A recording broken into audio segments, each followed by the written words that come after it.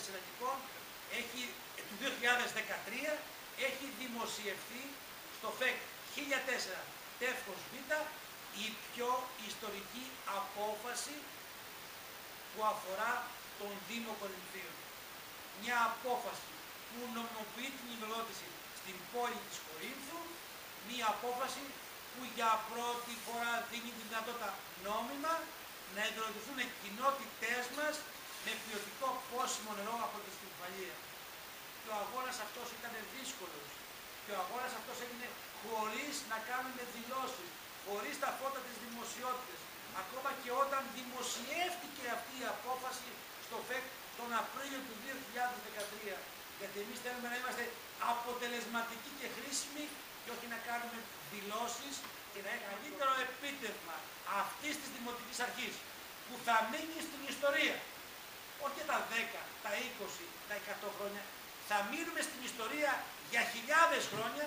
Είναι ότι καταφέραμε να βγάλουμε αυτήν την απόφαση το 1004, τον 24 Απριλίου του 2013. Γι' αυτό θα μείνουμε στην ιστορία. Και ο Δήμαρχος, αλλά και το Δημοτικό Συμβούλιο και η μειοψηφία. Και η μειοψηφία έχει συμβάλει αποφασιστικά για να βγει αυτή η απόφαση. Και το λέω όπως το έχω πει από την καρδιά μου. Γιατί έτσι είναι η πραγματικότητα. Και ο κύριος Γιώτης και ο κύριος Κασίμης και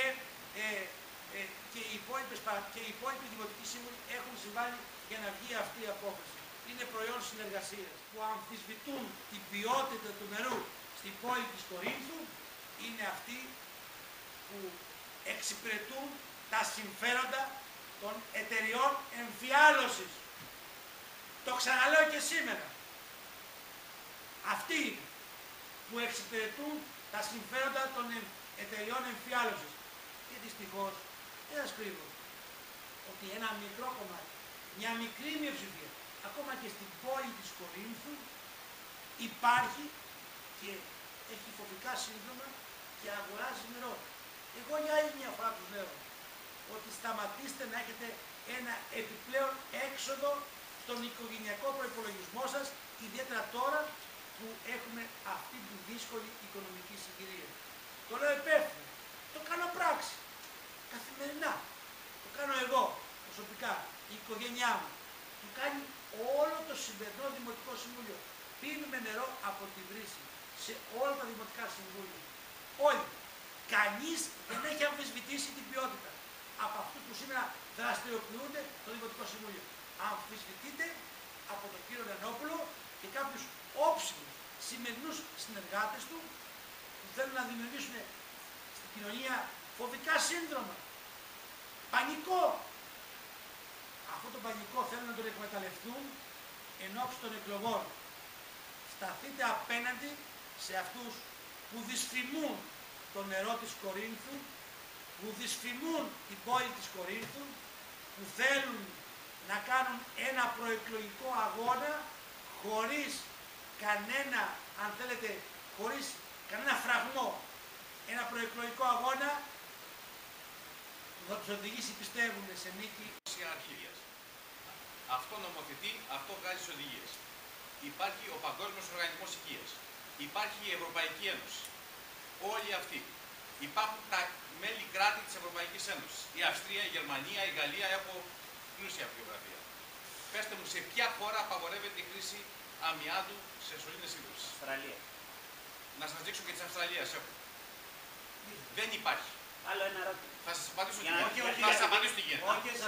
Εάν πράγματι εμείς δεν είπαμε ότι θα χρησιμοποιήσουμε, ή γιατί θα χρησιμοποιήσουμε, είναι, πώς το λένε, σωλήνες αμοιάδου.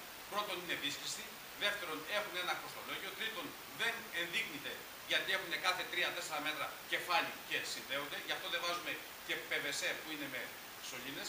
Εμείς το δίκτυο που αντικαταστήσαμε και αντικαθιστούμε, θα το έχετε δει, είναι όλο από πολυεθυλένη. Και έχουμε σκοπό, όπως κάναμε σε όλα τα χωριά του Καποδιστριακού Δήμου, να αντικαταστήσουμε το δίκτυο. Το θέμα είναι άλλο. Εάν μέσα από υπάρχον δίκτυο αμοιάδου περνάει νερό, αν αυτό είναι επικίνδυνο για τη δημόσια υγεία.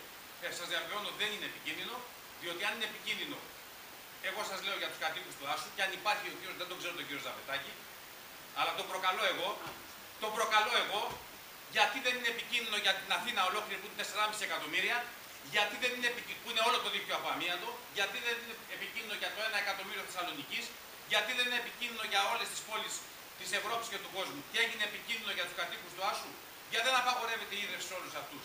Δεν υπερασπίζομαι τον αμίαντο. Ούτε με ενδιαφέρει. Σαν προϊόν και σαν υλικό θεωρώ πάρα πολύ καλύτερο και εξυπηρετικότατο το πολυεθυλένιο, το οποίο έχει αυτογενή συγκόλληση, λειτουργεί όπως λειτουργεί το αέριο, χρησιμοποιεί την ίδια τεχνολογία, άρα έχω 0 διαρροές, γιατί ένα μεγάλο πρόβλημα που θα υπάρχει τα επόμενα χρόνια είναι οι διαρροές από το δίκτυο. Έχω λοιπόν ένα πλήρως στεγανό δίκτυο, ελεγχόμενο και έχουμε σκοπό να χρησιμοποιούμε σωλήνες πολυεθυλενίου. Δεν μπορεί να βγει κανένας και να πει δεν θα πάρει νερό η Αθήνα επειδή στο Μαρούσι έχει 500 χιλιόμετρα ή 100 χιλιόμετρα δίκτυο αμοιάτου. Αυτό δεν πρέπει να το πει κανένας. Αλλιώς πρέπει να πει ο εισαγγελέας και να πει εκεί είναι δολοφόνοι, κακώς δίνουν νερό, είναι επικίνδυνο. Δεν μπορεί να στηριζόμαστε ούτε σε φήμες, ούτε τι είπε ο καθένας, ούτε τι είπε ο άλλος.